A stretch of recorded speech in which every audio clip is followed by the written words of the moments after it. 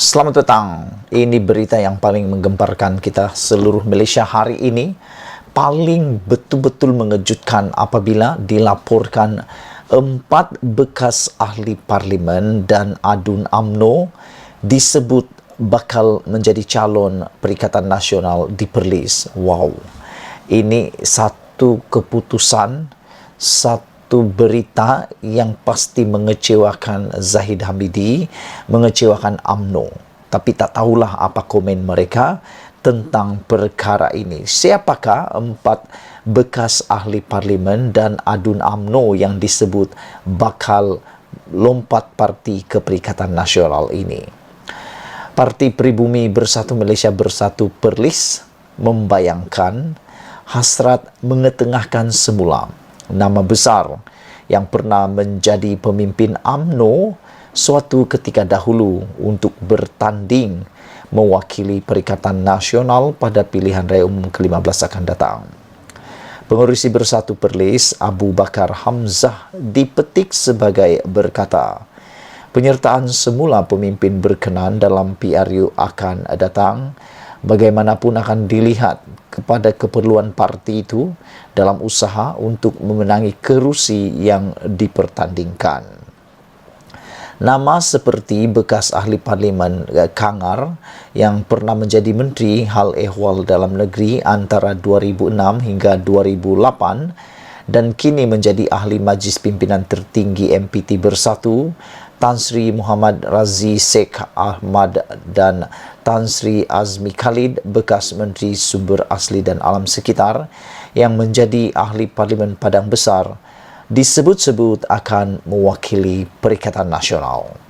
Walaupun mereka ini dianggap sebagai veteran, tetapi mereka mempunyai pengalaman yang begitu luas dalam politik dan dahulunya mereka ini adalah UMNO.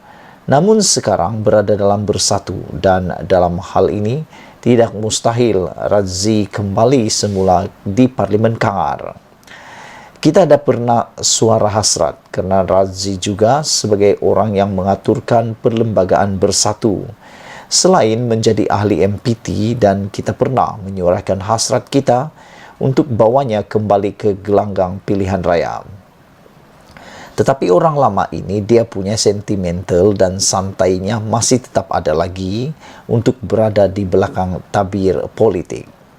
Namun jika Bersatu Pusat mencadangkan beliau untuk bertanding semula, apakan daya mereka harus kembali ke gelanggang pilihan raya kerana nama besar ini lebih membantu untuk menangkan kita punya calon dan parti, katanya menurut berita harian. Beliau berkata demikian kepada pemberita selepas menghadiri majlis pelancaran sayap Bersatu peringkat negeri Perlis di pekarangan sebuah hotel di Kuala Perlis semalam pada 27 September.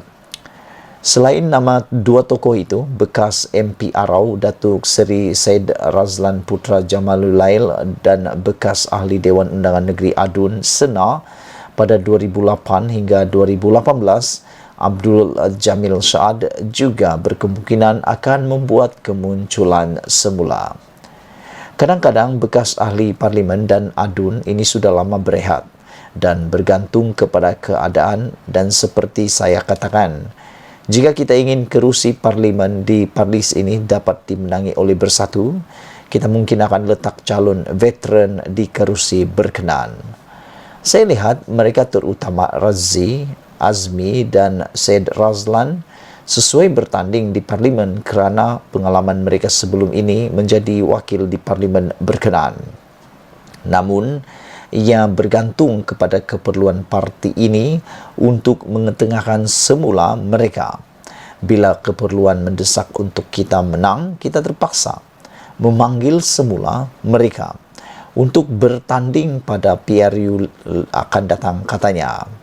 Untuk rekod, Razi pernah menjadi Menteri Ahli Parlimen MP Kangar pada 1982, 86, 2004 dan 2008. Manakala Azmi pula memenangi kerusi Padang Besar pada 1995, 1999, 2004 dan 2008. dan Syed Razlan pula menjadi MP Arau pada 2004. Mereka memenangi kerusi berkenan atas tiket Barisan Nasional ketika itu. Sekian dulu untuk kali ini. Jangan lupa tinggalkan komen Anda. Ulasan yang seterusnya, kalau terdesak saya pertimbang kata kuli ulas soal jadi Perdana Menteri. Wow, ini pun menarik perhatian kita apabila kuli kata kalau terdesak dia pertimbangkan untuk menjadi Perdana Menteri.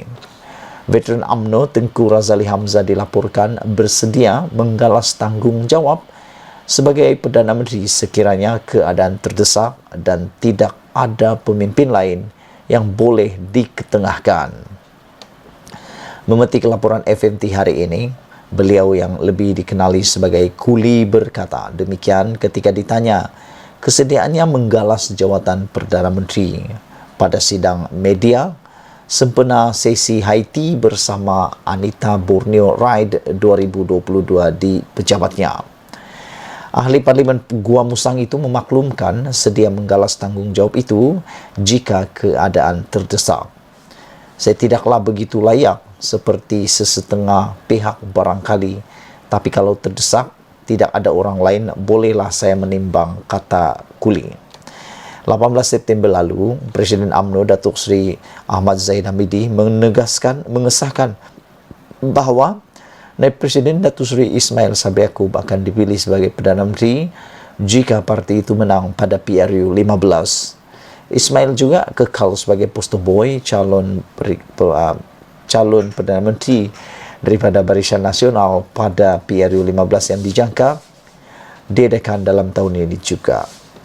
Isnin lalu pula, Naib Presiden UMNO Datuk Seri Mazir Khalid berkata, parti itu tidak pernah membincangkan untuk meletakkan Zahid sebagai calon Perdana Menteri bagi menghadapi PRU 15. Beliau yang juga Menteri Pembangunan Luar Bandar berkata, mesyuarat UMNO sebelum ini telah memutuskan bahawa Ismail Sabri kekal sebagai calon Perdana Menteri ke-10 sekiranya Barisan Nasional menang. Sementara itu, Kuli juga dipetik sebagai tidak bersetuju jika PRU diadakan pada musim tengkujuh dan mengingatkan pemimpin politik tidak memberi cadangan waktu yang tidak logik untuk diadakan pilihan raya. Mengenai gerakan tanah air GTEA, Kuli berkata, pembentukan gabungan itu adalah berteraskan kemahuan diri selain terdiri daripada kumpulan terdesak. Sambil menegaskan tiada sengketa antaranya dengan Tun Dr. Mahathir Mohamad yang meneraju JTA, beliau berkata parti itu tidak menguntungkan orang Melayu, sebaliknya akan membawa lebih banyak perpecahan. Perpecahan akan lebih banyak kalau kita membiarkan keadaan berterusan, kata Kuli lagi. Kalau saya jumpa Dr. Mahathir nanti, saya nak cakap hal ini sebab saya sudah ada parti yang saya jadi ahli. Saya tak boleh sertai parti lain, tapi saya kena fikir dari sudut solidariti Melayu. Jangan kita berpecah belah oleh kerana kemahuan diri dan kumpulan terdesak, katanya. Beliau turut mengulangi jangkaannya bahawa tidak ada satu parti politik boleh membentuk kerajaan secara bersendirian pada PRU 15. Sekian dulu untuk kali ini. Jangan lupa tinggalkan komen Anda, tekan butang subscribe. Malaysia kita punya, kita jumpa lagi. Bye-bye.